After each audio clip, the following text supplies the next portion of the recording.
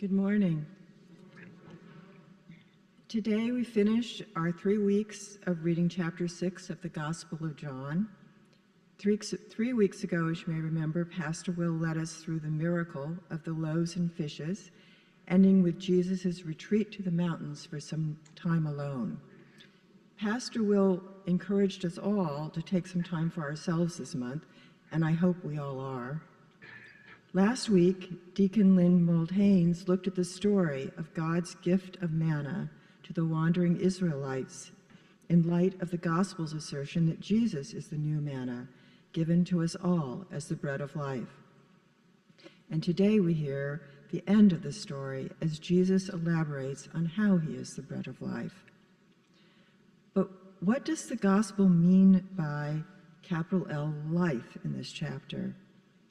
I think it means a Christian life is one living in communication with and in full access to God's presence right now in the midst of our everyday life.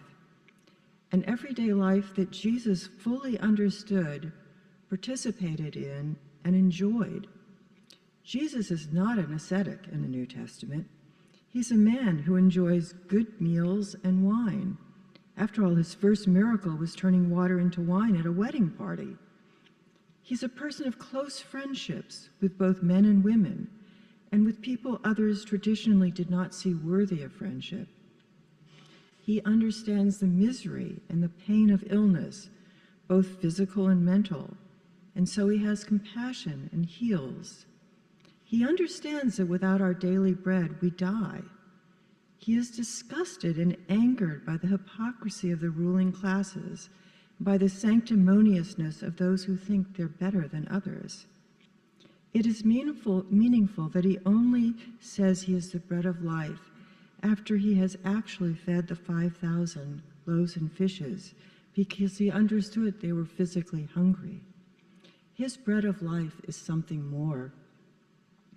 His bread of life, the faith in him, opens the door to being fully alive, to being able to feel the joy and the peace which God's world gives us right now if we let it. In John's recounting of the Last Supper, Jesus tells his disciples that he's leaving them, and he warns them of the persecutions they will face. But at the same time, he emphasizes the joy he has found with them and the joy and the peace he's living with them.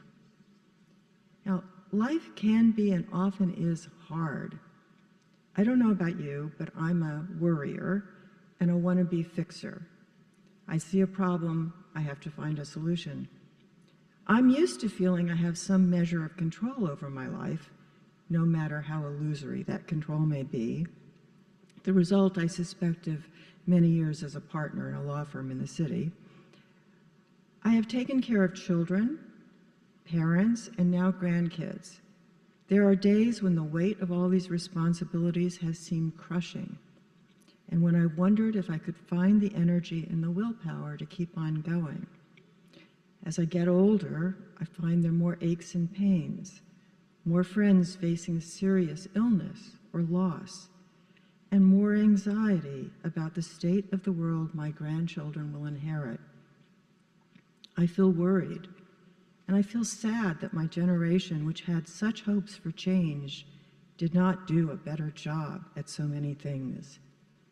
And so when I read in John of Jesus speaking of joy and peace to his disciples, while at the same time describing to them the persecution they will face, my initial reaction is one of polite disbelief, or a kind of, what, are you kidding? But Jesus, of all people, understands what human life is. And he understands how human minds work, our anxieties, our depressions, our fears. He knows that faith in him, turning to him, will open our minds to the divine mind, to the miracle of this world and life itself. He knows that if we open up and let God's will be done rather than trying to handle and fix things alone, our very selves will be filled with divine love and peace, even in the face of the worst adversities.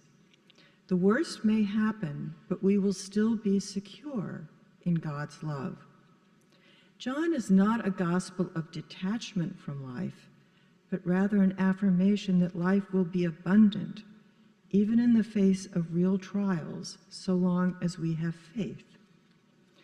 I understand this intellectually, and I'm sure you do too, but sometimes the question is how to stop our minds from the endless recycling of worries, old, unhelpful narratives, or mindless distractions, so that we can be open to the divine Spirit. And as a result of our reading of this chapter of John, I've made a little promise to myself that I will spend a few minutes each day between now and Labor Day deliberately choosing an activity which will allow me to partake in the bread of life. Some of the things I plan to do are walking at dusk in Riverside Park to see the fireflies. There should be a lot of them this year.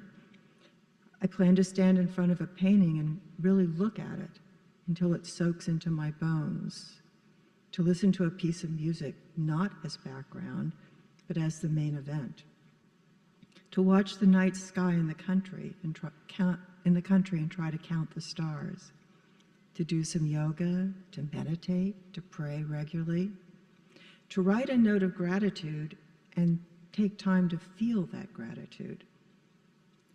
At the same time, I have some things I'm going to try to do less of. The main one being not judging or criticizing either myself or others. If there's one thing Jesus' life shows, it is his enormous compassion for human beings. In being compassionate, we open ourselves to connection and to love.